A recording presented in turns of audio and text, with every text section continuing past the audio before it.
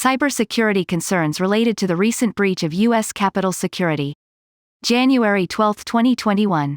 On January 6, 2021, individuals breached the U.S. Capitol security while a joint session of Congress met to certify the 2020 presidential election electoral votes. Upon illegally entering the Capitol, they entered and searched offices throughout the building.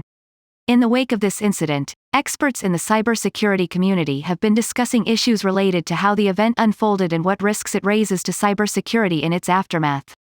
Among those issues are the role of social media platforms in enabling violent groups to organize and carry out their objectives, and the role of government in monitoring that speech, the use of public communications networks for alerting congressional building occupants, and the risk to information and technology from unauthorized and unscreened persons' access to the U.S. Capitol.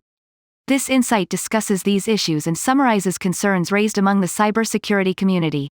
It does not discuss related issues, such as internet regulation, violent extremism, law enforcement responsibilities, or U.S. Capitol security. The role of the Internet. Cybersecurity experts have studied and warned of the use of social media to bolster the recruiting, indoctrination, training, and organization of extremist groups. The constitutionally protected right of free speech remains a significant aspect of the debate as policymakers seek to combat online extremism.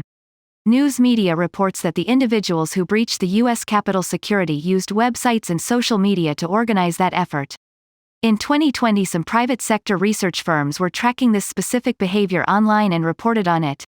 While some cybersecurity experts cite advantages in leveraging social media for situational awareness and law enforcement purposes, others assert that social media facilitated the incident.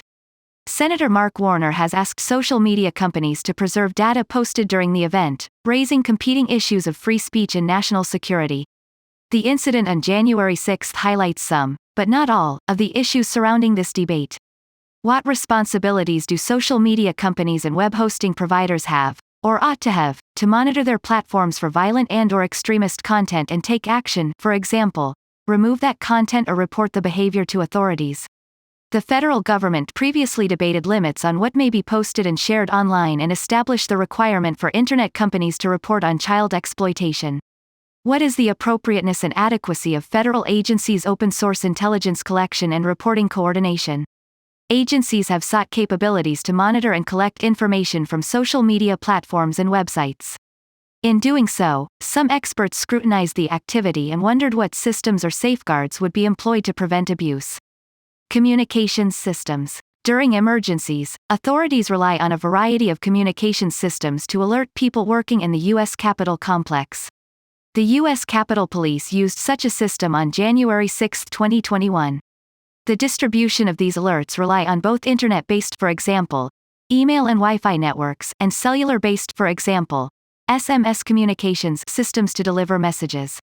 Concurrently, both occupants and individuals who breached Capitol security used social media to communicate their presence and status at the Capitol. While the volume of communications indicate that systems worked as intended, lessons from January 6 could be used to inform future decisions on both the shared use and resiliency of these systems. Some issues concerning the use of communication systems include, but are not limited to, the following. What are the common communications plans for occupants and visitors to the U.S. Capitol complex, and what fault tolerance, for example, resiliency, redundancy, and graceful degradation, is in place to ensure information and communications systems are operable in an emergency? What capabilities do information technology (IT) security officials possess to filter or limit communications in an emergency, and what are the protocols for employing such capabilities? Physical security of IT. One of the most widely discussed concerns are the risks introduced by the loss of physical security during the incident. News media report that offices were ransacked and laptops stolen. Cybersecurity experts warn that the loss of physical security increases the possible risk of lost data, corrupted devices, the introduction of unauthorized devices or applications, and compromised networks. In response, the House Office of the Chief Administrative Officer issued a letter assuring users that the Office of Cybersecurity took steps to protect IT and that as of January 7, 2021, there is no evidence of a compromise. However, they also encouraged users to account for all IT devices and change passwords for potentially exposed equipment and accounts. Cybersecurity experts identify physical security as foundational elements of cybersecurity. In the aftermath of the incident, and following incident response guidelines, IT teams will likely be conducting inventories, sweeps, and forensic analyses in an effort to identify and mitigate potential compromises. Policymakers may seek additional information about this response. How will IT teams ensure the security of devices or information already or potentially compromised? Do IT response teams have a plan to execute in this situation? If not, what lessons are being tracked and implemented if a similar response is needed in the future? Are IT teams resourced to implement these plans and any lessons learned? Do IT response teams have adequate resources to investigate and, if necessary, reconstitute IT systems and networks? If additional assistance is necessary from executive branch agencies, what protocols will be in place to protect the separated relationship between the executive and the legislative branches? Are IT administrators empowered to make changes, or are there barriers which require further debate? Author information: Chris Jacqueron, analyst in cybersecurity policy.